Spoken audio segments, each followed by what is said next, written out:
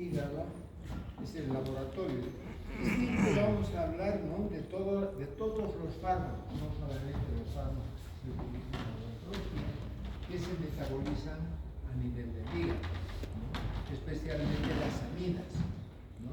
Los ésteres, ¿dónde se metabolizan? En el plasma, ¿no? Las aminas, que son las que más se usan, se metabolizan en el hígado, por eso hay que tener cierto cuidado. Pero como les decía, no solamente en los anestésicos, sino en todos los fármacos, ¿no? Entonces, ¿en qué casos habría insuficiencia hepática? ¿Qué es la insuficiencia hepática? O sea, decimos que la insuficiencia hepática es cuando el hígado no funciona bien. Por eso, insuficiente es insuficiente. No funciona bien, no funciona adecuadamente. Entonces, esta insuficiencia hepática se puede deber a muchos factores, a muchas enfermedades y a muchas ingestas, digamos, de algunos medicamentos. Algunos medicamentos son muy hepatotóxicos. Por ejemplo, el éter, el cloroformo, que eran usados como anestésicos, sumamente hepatotóxicos, ¿no? Por eso ya no se usa. Cuando alguna vez se usaba éter, siempre había que, después de la anestesia, administrar protectores hepáticos tales como el azúcar, ¿no? Como azúcar. Entonces, ahora hay ampollas grandes que se da por vía intravenosa, que son, que es glucosa, ¿no? Entonces, ampollas de glucosa que se utilizan como protectores hepáticos, ¿no? Entonces, otra, digamos, de las causas que podría ser de ingesta de otras sustancias, otros medicamentos. El alcohol, por ejemplo, puede producir cirrosis hepática, ¿no? Primero hígado graso, cuando se consumen comidas con mucha grasa y en forma crónica, siempre puede darnos alguna infección hepática. Después tenemos las infecciones virales, la hepatitis A, B, C, que de alguna manera la grip es bastante peligrosa, que nos puede dar cirrosis hepática.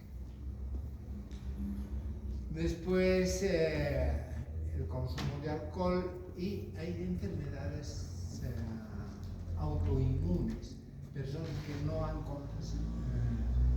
han consumido nunca alcohol, tienen cirrosis hepática. Son las causas Ahora, lógicamente, que si nosotros tenemos un paciente con cirrosis, tenemos que saber qué hacer, ¿no? Entonces, Ahora, ¿cuáles son, digamos, o cómo podemos identificar cuando un paciente está con alteración hepática o no? Entonces tenemos las enzimas, la alanina aminotransferasa, que se sube muy por encima, ¿no?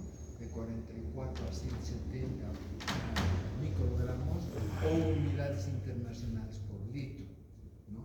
Después el AST, o el aspartato aminotransferasa, que de más o menos de 300 unidades internacionales puede subirse mucho más arriba, ¿no? De 30 a 300 se sube. Ustedes se darán cuenta que estas enzimas son indicadores, digamos, de alteración, ¿no? Después, el lactato de hidrogenasa normal es 33, se sube a 150 unidades, lo que nos indica, digamos, alteración hepática, sobre todo en la cirrosis, ¿no? La bilirrubina también se eleva mucho, Y una característica de la bilirrubina, pase señorita ahora.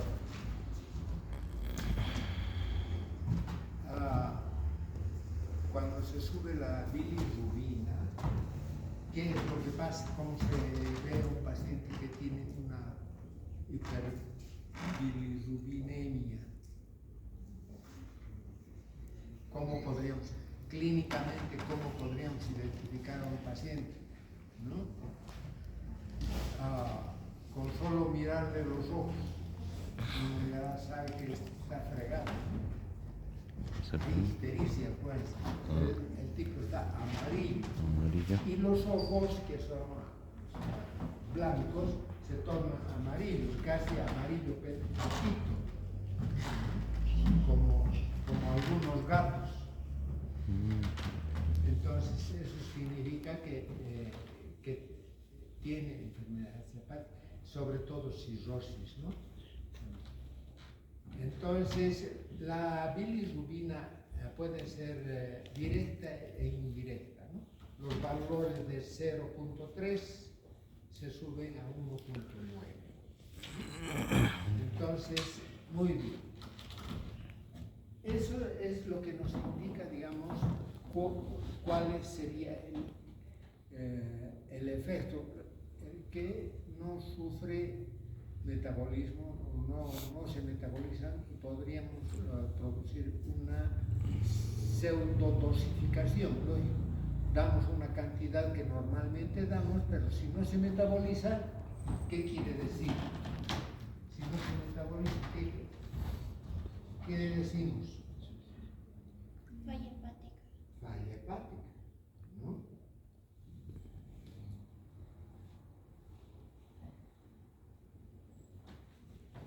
Entonces, pero, ¿cuál sería, digamos, en odontología, la importancia de saber que este paciente, porque la silocaína, la procaína, son cantidades tan mínimas que se dan, que creo que tampoco le vaya a producir un fenómeno tóxico, digamos, ¿no? Sino hasta ahora, digamos, hemos identificado y en estos casos sí procuramos dar ésteres, anestésicos ésteres y no AMI, ¿no?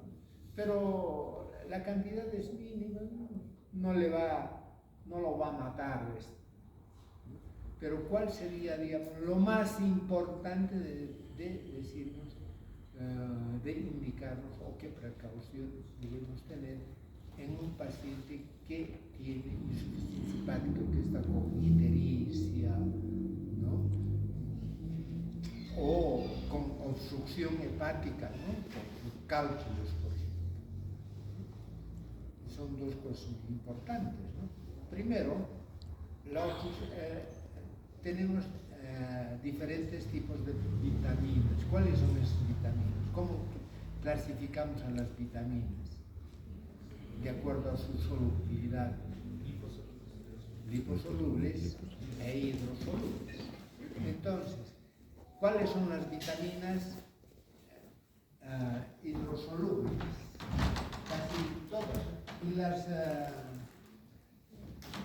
liposolubles, ¿cuáles serían? La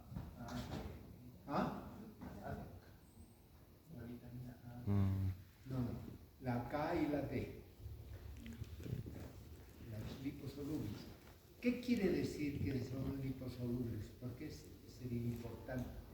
Porque como son liposolubles, no se absorben, así nomás. Entonces, ¿cómo se absorben? Se absorben en presencia de sales biliares, ¿no? Entonces, si no hay sales biliares, estas vitaminas no se absorben y por tanto se presenta el fenómeno de avitaminosis. ¿Qué importancia podría tener esta vitaminosis dentro de lo que es nuestra profesión, ¿no? La insuficiencia o deficiencia o la falta de vitamina K nos va a traer hemorragias. ¿Por qué nos va a traer hemorragias? Porque el hígado es el que va a sintetizar no solamente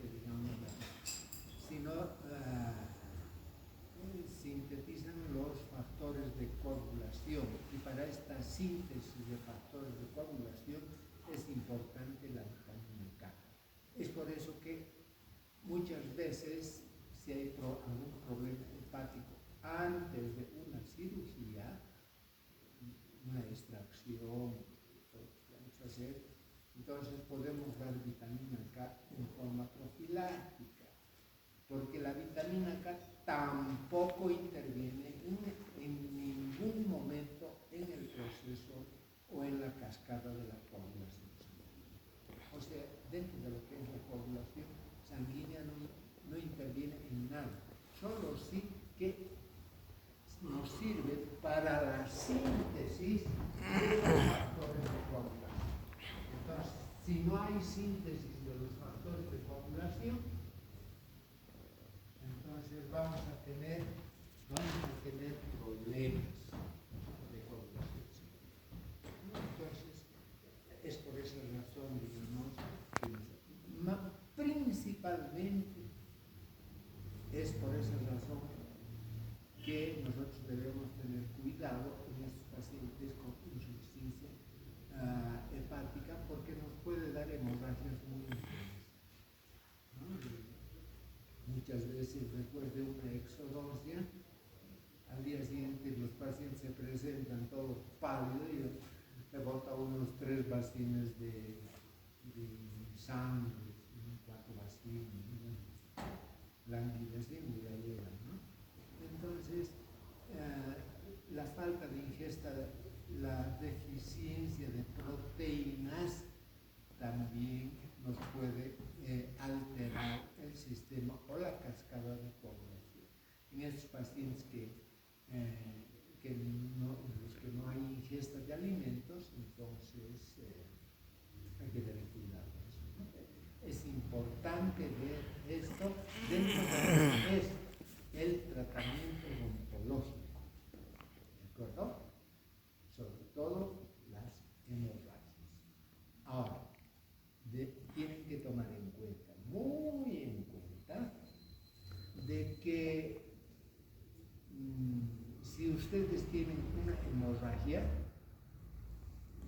darle vitamina K podría ser, pero si tuviera avitaminol, si no tiene avitaminol, no le hace nada.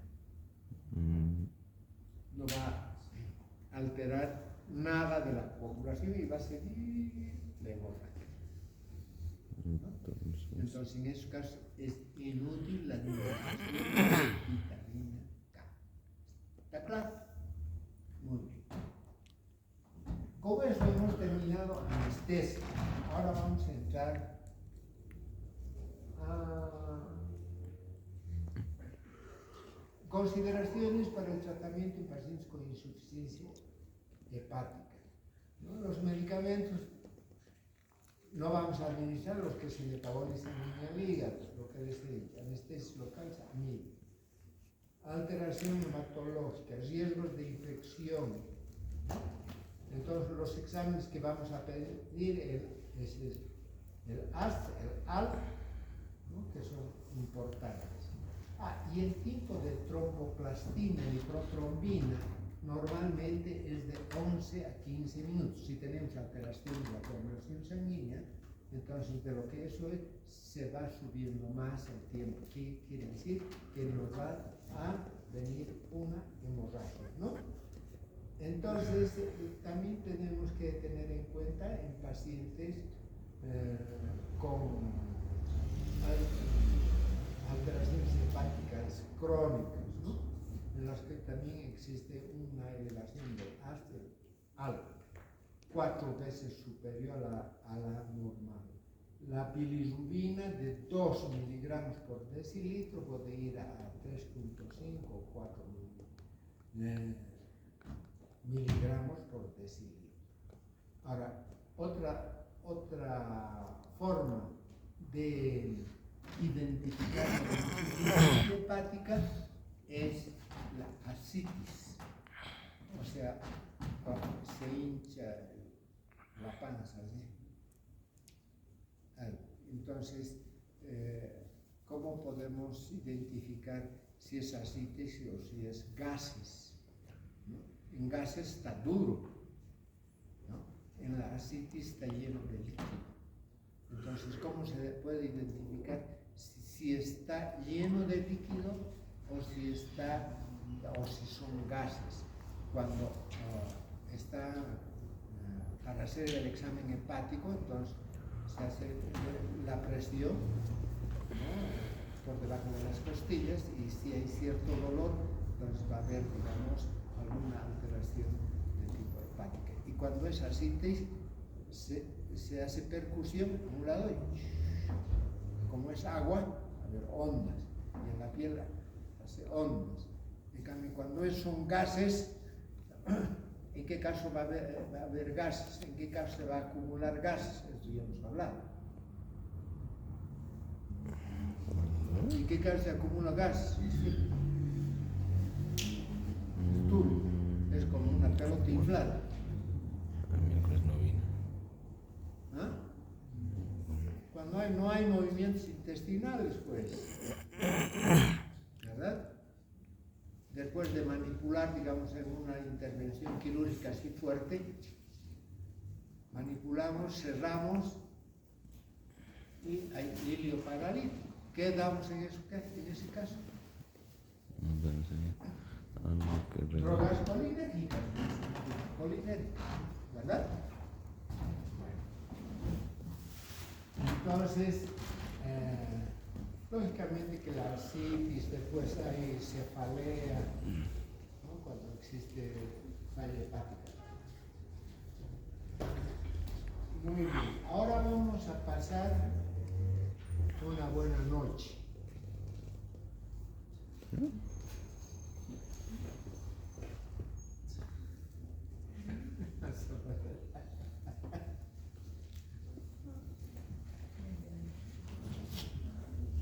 Vamos a Yo sé que no entrar va a culiar ese chango, dice. a lo Y que otra son vez. los corticoides.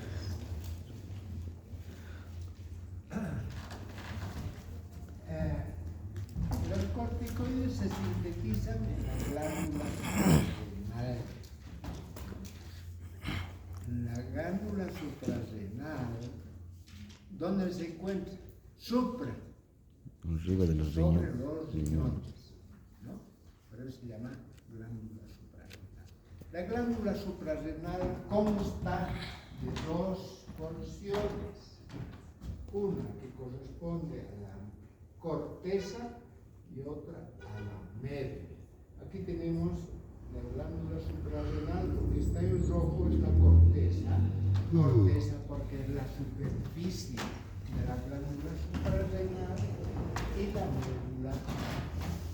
La corteza va a sintetizar hormonas, los corticoides, por eso se llaman corticoides, ¿no?, porque son elaboradas, sintetizadas por la corteza.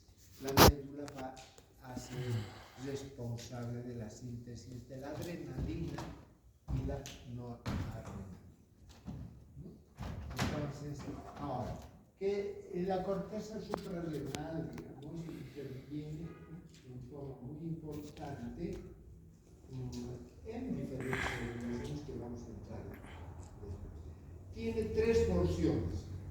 La corteza suprarrenal tiene tres porciones. Una zona glomerular, la más superficial, que altera o mejor sintetiza los mineralocorticoides. La zona fascicular, la media, que sintetiza los corticoides. Y la zona reticular, que nos sintetiza los esteroides anabólicos y hormonas sexuales. Entonces tenemos estas tres porciones de lo que corresponde a la glándula suprarrenal, a la corteza. Ahora la médula sintetiza la adrenalina y la noradrenalina. ¿Cuáles son las funciones de la corteza suprarrenal? Primero, regula el metabolismo. Vamos a ver diferentes metabolismos. Metabolismo de hidratos de carbono, metabolismo de las proteínas, de las grasas, ¿no? Regula la excreción renal. Los corticoides aumentan la excreción renal, sobre todo de electrolitos.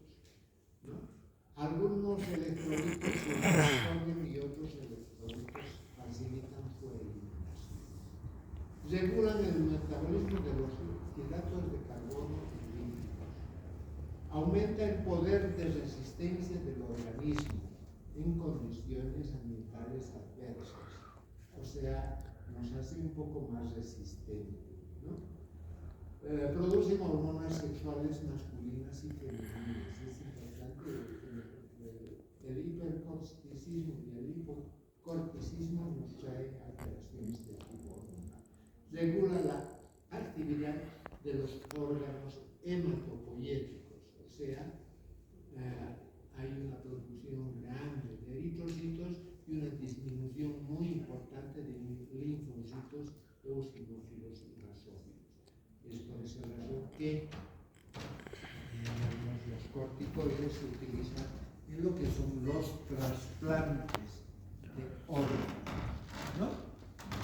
Entonces, esas serían las funciones de la corteza suprarrenal. Dentro de lo que son, ¿cómo funciona esto? ¿Cuándo se segrega y cuándo no se segrega? Acá tenemos, digamos, la hipófisis, ¿no? El lóbulo anterior de la hipófisis es la que segrega las hormonas que van a estimular a la corteza suprarrenal para la producción de estas hormonas. Esta hormona que segrega la hipófisis anterior es la ACTH, hormona corticotrópica. Bien. Ahora, esto a su vez está regulada, o sea, la hipófisis a la vez está regulada por el hipotálamo. El hipotálamo puede producir aumento de la hormona ACTH. Lógicamente, esta glándula también va a segregar la folículo estimulante, que es otra hormona que va a ir en la producción va a regular las gónadas, ¿no? O sea, sobre todo femeninas. Esta hormona corticotrópica estimula a la hipófisis y esta va a segregar esta hormona y esta a su vez va a producir mayor cantidad de glucocorticoides. Ahora tenemos inervación por el sistema simpático y parasimpático. El simpático va a estimular a este eje, hipotálamo, hipofisiario, suprarrenal. O sea, es un eje, ¿no? Y el parasimpático, las fibras colinérgicas, el simpático a través de las adrenalinas va a disminuir la actividad, ¿no? Y las fibras o vías colinérgicas aumentan la actividad, o sea, la actividad de las secreciones, ¿no? Sobre todo de los corticos. ¿Está claro?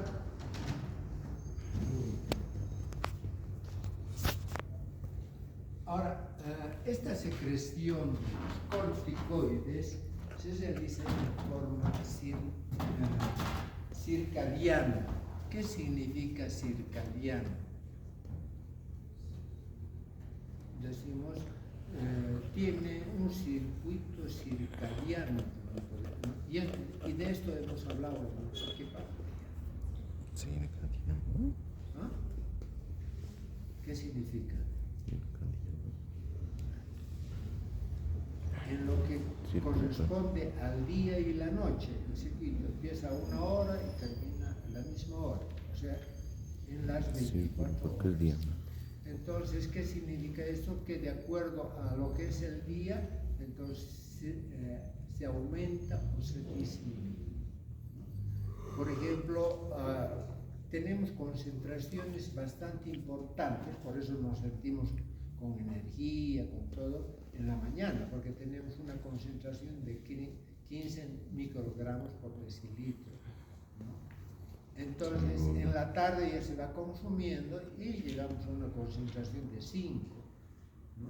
Entonces, esto esta concentración de corticoides varía en los momentos del día. Eso significa circadiano, ¿no? 15 microgramos por mililitro a 5 microgramos por mililitro. Bien, ahora vamos a entrar directamente al origen y química de los corticoides. Lo que me olvidé decirles, no me olvidé, sino no he hecho mucho énfasis, que tenemos dos tipos de corticoides, que están dentro, digamos, de las partes de la glándula suprarrenal o de la corteza suprarrenal. ¿Cuáles son? ¿Qué regulan, hemos dicho? Regulan el metabolismo inorgánico y de electrolitos que se conocen como mineralocorticoides. Y los otros que regulan el metabolismo de la glucosa, de las proteínas y de las grasas se llama gluco. Por eso, ¿qué significa glucosa, no? Entonces, que regula, estos corticoides regulan la glucosa del organismo. Es por eso, digamos, que es importante que conozcan esto, importante porque utilizamos bastante corticoides también nosotros en odontología.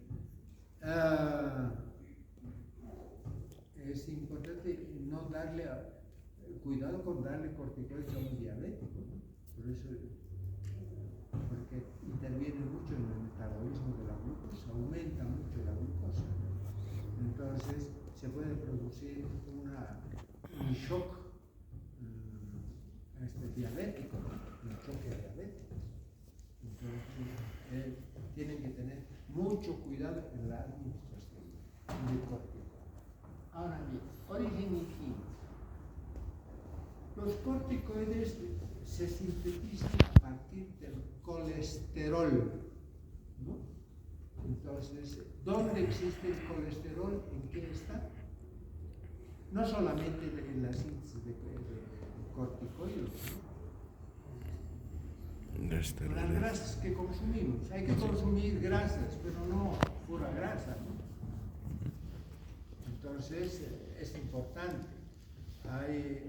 El hombre muchas veces exagera, ¿no? No hay que comer grasa, sí, no hay que comer mucha grasa. Pero si no se come grasa, no hay pues hormonas, hay que consumir después Viagra. Hay que comprar Viagra. Entonces, como les digo, no solamente nos sirve para la síntesis de los corticoides. Lógicamente que hay el colesterol, ¿no?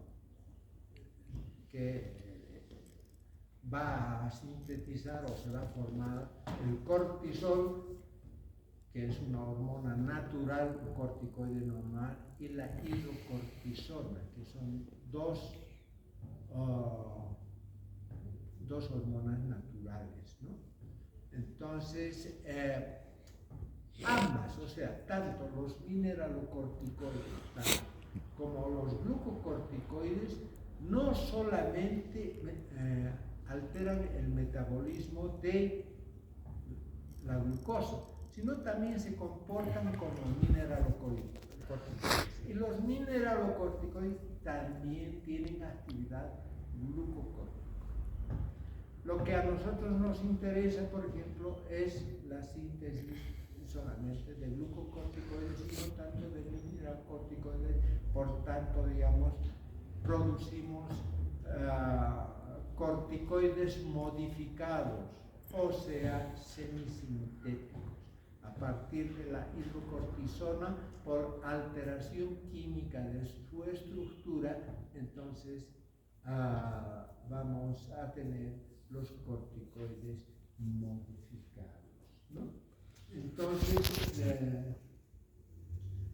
¿cuáles son estas alteraciones? La dehidrogenación. ¿Qué significa dehidrogenación? ¿D o dis? No, D. Sacar hidrógeno, pues. Eso no es deshidrogenación. Acá tenemos la dehidrogenación de este. Aquí tenemos colesterol. Bueno, no tenemos.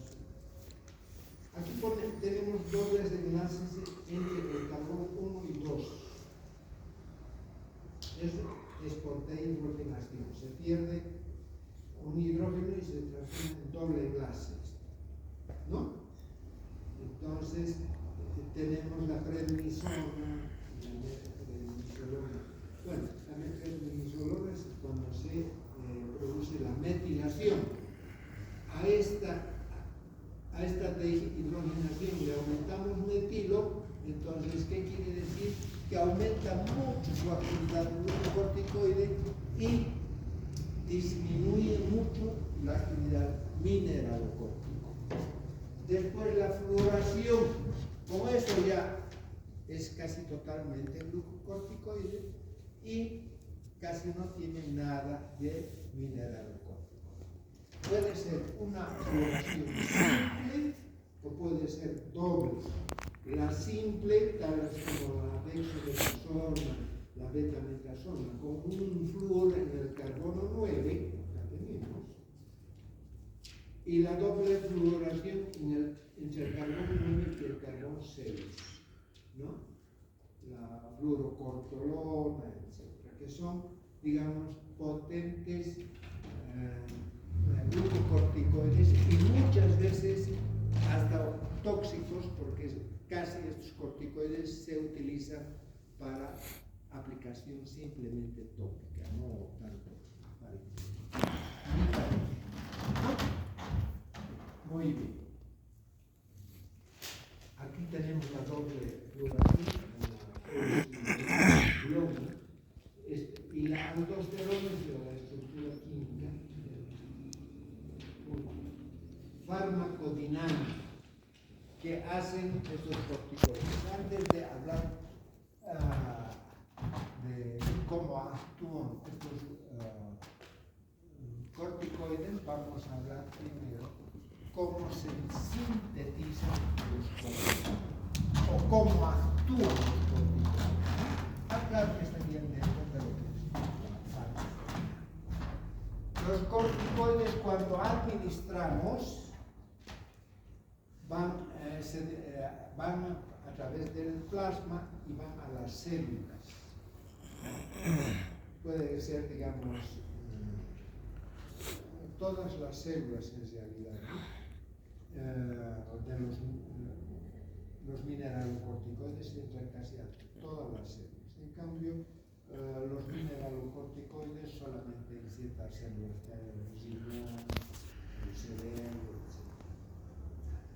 Ahora bien, aquí tenemos el corticoide. El receptor se encuentra dentro de la célula, ¿no? Forma un complejo fármaco-receptor, porque muchas veces hemos dicho que los receptores pueden estar en cualquier parte de la célula, en la membrana celular, en el citoplasma, o puede estar, digamos, en el núcleo, o en algunos elementos que corresponden a los otros organelos, ¿no?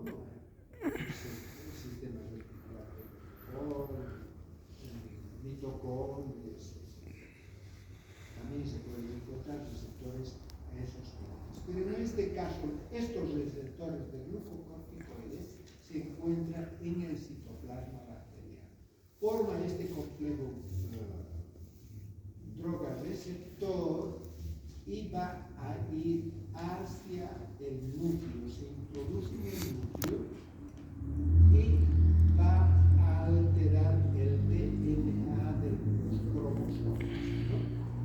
Entonces, al alterar esto, se va a producir una producción o una alteración de los receptores que corresponden a los genes, ¿no? Y estos van a alterar los tres mecanismos del DNA, el RNA mensajero, el de transferencia y el del ribosoma.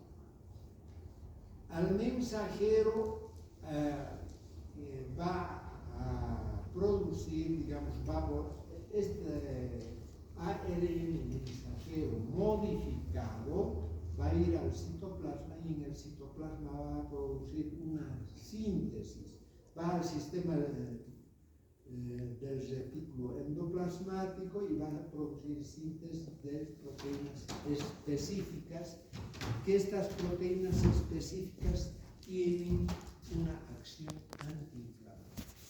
Los corticoides tienen una acción antiinflamatoria, digamos, no específica, muy importante, de acción muy rápida. Es por eso que hemos dicho cuando estuvimos llevando histamina en el tratamiento de las alergias que se dan Antihistamínicos. ¿ah? Beta-adrenérgico, ¿Qué más? corticoides. Sí. Los beta-adrenérgicos actúan solamente como broncodilatadores, ¿verdad? Pero los corticoides tienen acción antiinflamatoria. ¿Qué es una reacción alérgica? Es una inflamación. Y si es una inflamación, damos antiinflamatorio. ¿Qué damos como antiinflamatorio? Corticoides, ¿no? Porque por eso decimos que produce proteínas con efectos especiales, ¿no? Que alteran el metabolismo, pero tienen efectos antiinflamatorios, ¿no? Ahora, lógicamente que tenemos acá dos tipos de receptores, los MR1 y los GR2. Los MR1 significan los receptores para los mineralocorticoides y los dos para los glucocorticoides.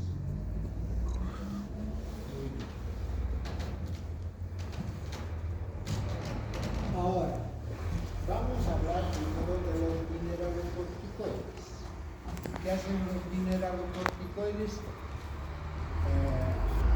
Intervienen en el metabolismo electrolítico de los electrolitos, especialmente sodio, cloro, potasio, calcio, ¿no? Y naturalmente agua, ¿no? Entonces, cuando hay hipercorticismo de los mineralocorticoides, hay retención de sodio, por tanto retención de cloro, por tanto retención de agua. O sea, uno se va edematizando, se va hinchando, se va inflando, ¿no? Entonces, y se elimina potasio, ¿no? Ahora, lógicamente que también se elimina calcio y no se absorbe calcio. Puede producir osteoporosis por la eliminación abundante de calcio. El calcio interviene en todo el metabolismo, contracción muscular, conducción nerviosa, ¿no? Interviene en la coagulación. Es importante, sin calcio el organismo se muere. No se podría vivir sin calcio, ¿no?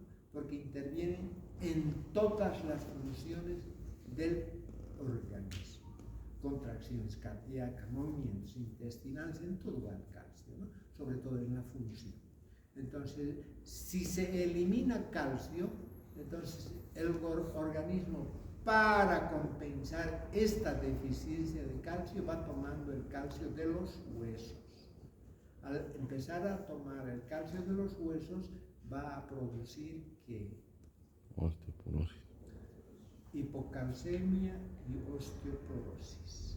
Por eso, digamos, hay que tener mucho cuidado en la administración de corticoides en forma crónica, ¿no? Ya les he dicho, los corticoides, si bien son glucocorticoides o mineralocorticoides, también tienen un glucocorticoide, actúa también a este otro nivel, como mineralocorticoide. En menos intensidad, pero actúa. Se hacen modificaciones químicas en la estructura, pero sigue actuando como mineralocorticoide también. ¿Está claro? Entonces, en esa forma, digamos, funcionan los mineralocorticoides. Ahora, cuando existe hipofunción, ¿qué se producirá? No. Primero, no hay agua, ¿no?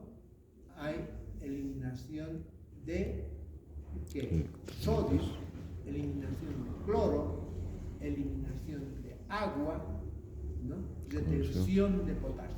O sea, todo lo que les he dicho al revés, a la inversa. En hiper y en hipofunción, es al revés, ¿no? Entonces, si hay retención de agua, ¿qué puede haber a nivel de los vasos? Hay hipertensión también. Aunque, digamos, inicialmente, cuando estamos iniciando un tratamiento con corticoides, el edema se exagera. Después puede normalizar, un poco disminuir, incluso a veces se normaliza, pero después se sigue administrando corticoides y entonces otra vez se va ganando líquido en todo el organismo, ¿no? Entonces, aparte de la redistribución de carga, existe un hinchazón generalizado, un edema generalizado, ¿no? Entonces, cuando existe retención a nivel de la presión arterial, ¿qué habrá? Hipertensión. Cuando en el otro caso, a la inversa, ¿qué habrá? En la hipofunción, hiper o hipotensión. Hipotensión. Entonces, por la retención de agua y hipertensión, por el otro lado hay hipotensión. ¿De acuerdo? Ahora, muy bien. Hablaremos un poco ahora de los glucocorticoides. ¿Qué significa? Que intervienen en el metabolismo de la glucosa, ¿verdad? Muy bien. Vamos, para entender un poco mejor esto, vamos a ver cuándo uno engorda y cuándo uno enflaquece. ¿Cuándo uno engorda? Comiendo mucho. ¿Ah? Comiendo. Cuando comen a cada rato, ¿no? A uno en clases que ni comiendo. ¿No? Entonces uno va, si consume hidratos de carbono, ¿qué pasa? Se sube, ¿qué sube? Sube la glicemia, ¿verdad? Y si sube la glicemia, ¿qué hace el organismo? ¿Ah? ¿Cómo? Libera más insulina. Libera insulina. ¿Qué hace la insulina?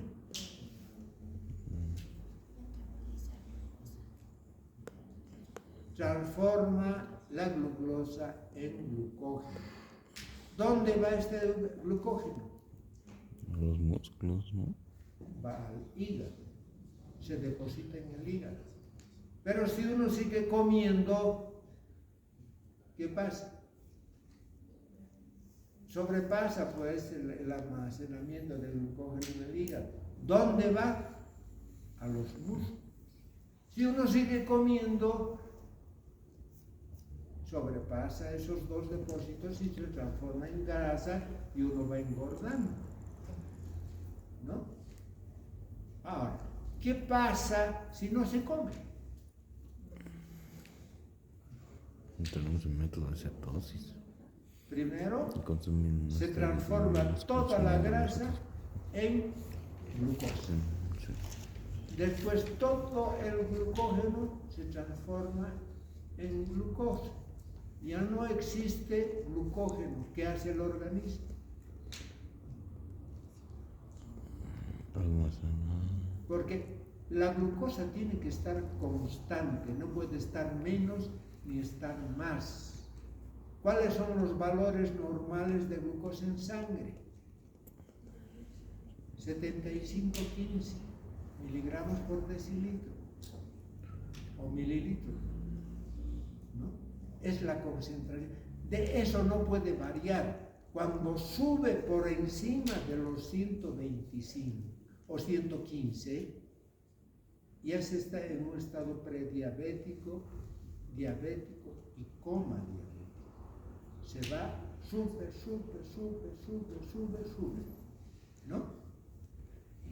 Y a la inversa, ¿qué pasa? Hay hipoglicemia, ¿no? Entonces, un diabético insulino dependiente tiene que saber manejar muy bien su insulina, porque de un estado de hiperglicemia puede ir a uno de hipoglicemia, que es mucho más peligroso que la hiperglicemia. La hiperglicemia hasta 300, uno camina bien, todavía piensa bien, pero ya empieza a tener alteraciones a nivel de la retina, ¿no? Después hay sed, hambre, ¿no? Y cada rato uno va al baño. Por eso se dice que el diabético se produce polidipsia, ¿no? Harta agua. Métale Coca-Cola primero, porque le meten Coca-Cola, ¿no? Mucha hambre, a cada rato están comiendo, ¿no? Y después de comer a cada rato, están yendo al baño a cada rato orinar. Por eso dice que existe polidipsia, polifagia, poliuria, que es el signo característico de un diabético, ¿no? Entonces, si sobre eso, digamos, damos corticoides, cabal casero, ¿no? Vamos a entrar directamente en un coma diabético. Bien, entonces, lo que les decía, en estado de hipocorticismo, ¿qué pasa cuando disminuye se metaboliza ya toda la glucosa, ya no hay glucosa? Y seguimos sin consumir alimentos. ¿Qué pasa? Agarra todas las proteínas, sobre todo de los músculos, lo va metabolizando y transformando en glucosa. Porque sin glucosa, con glucosa tiene que funcionar el corazón, cerebro, ¿no? El sistema nervioso periférico, todo funciona en base a la glucosa, ¿no? La glucosa es el combustible del organismo, sin glucosa tampoco vivimos, ¿verdad? Entonces consume todas las proteínas. Si se consumen las proteínas de los músculos, ¿qué va a pasar? Uno va primero enflaquece, después se hace piel y hueso. ¿Han visto ustedes? Todito, no hay carne, ¿verdad? Es simplemente hueso, porque el organismo, para mantener vivos los órganos vitales, consume todo eso hasta que uno muere por inanición. Si el organismo ya no tiene de dónde sacar, ya pues se muere, ¿no? Entonces, eso es lo que pasa, digamos, cuando se consume mucho alimento y cuando no se consume alimento, ¿no? Son los dos extremos que les estoy explicando. Ahora, los corticoides, ¿qué hacen? Primero, lo que hacen es desdoblar el glucógeno. O sea, el glucógeno que tenemos almacenado un poco por ahí, todo lo transforma en glucosa. Y al transformar en glucosa hay una hiperglicemia y esa glucosa sobrante lo va orinando uno. Por eso, algunos dicen que para saber si uno es diabético o no, hay que orinar cerca a un hormiguero. Si las hormigas van a la orina, entonces quiere decir que la orina está muy dulce, ¿no? Igual. Entonces, se va, lógicamente que si hay mucho se orina, pues, se bota, porque no puede haber, digamos, el organismo, si hay exceso, trata de botarlo, pues, ¿no? Entonces lo bota harto, poco no almacena, entonces a cada rato pues uno tiene hambre, ¿verdad? Entonces, ¿y qué pasa cuando se bota glucosa, se está transformando? Se eleva la glicemia, y esta elevación de la glicemia, ¿qué va a producir? Igual que cuando se come, hay descarga de insulina. Entonces, la descarga de insulina a esta glucosa que está en sangre, producto del metabolismo, ya del desdoblamiento de la glucosa, la insulina le dice vuelta atrás, glucosa, vuelta atrás. Entonces, otra vez se transforma en glucógeno y otra vez se transforma en grasa. Es por eso que los corticoides producen redistribución de grasa. O sea, saca toda la grasa de las piernas y la va depositando en el abdomen, en la espalda y en la cara. Por eso en el síndrome de Cushing dicen que existe cara de luna, espalda de búfalo, piernas de alambre,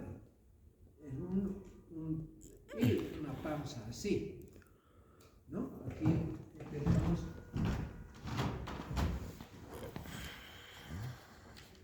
acá tenemos el hipercorticismo, una panza acá, una espalda y una cara llena, ¿no? Entonces, eso es porque altera de esa forma el metabolismo de la glucosa. Estamos hablando de hipercorticismo. En el hipocorticismo, ¿qué hay? Se altera también, ya no se absorbe nada, todo se va eliminando, ¿no? No se almacena ya glucógeno, el individuo va adelgazando. Pero en el hipocorticismo tiene la característica, se llama la enfermedad de Addison. El hipercorticismo se llama enfermedad de Cushing o síndrome de Cushing. En el hipocorticismo, la enfermedad de Addison, existe, digamos, una hemoconcentración, o sea, el individuo se hace más negro, ¿no? Y se producen manchas negras en los pliegues, en los pezones, ¿no? Después en las axilas, estas partes, ¿no? Se hiperpigmentan, ¿no? Entonces, como hay poca agua, hay hemoconcentración y hay hipotensión. Parece que la sangre se hiciera más espesa, ¿no? Y se bota pues abundante, hemos dicho que sodio, cloro y agua, ¿verdad? Entonces no hay ni agua ya, uno se va secando de por sí, ¿no? En el hipocorticismo. A nivel de la boca, ustedes saben que cuando un pastor alemán es fino y no es fino, cuando tiene el paladar negro, ¿verdad? Igual pues, en el hipocorticismo, las encías se hacen manchas tipo negro, tipo Doberman. ¿De acuerdo? ¿Qué tal mata? Ya. Ahora, lógicamente que hay al producir hay un aumento de la angiotensina, ¿no? Y el angiotensinógeno, que es el precursor de la angiotensina, que va a producir, digamos, va a aumentar todo este proceso de la enfermedad de Cushing. Ahí quedaremos.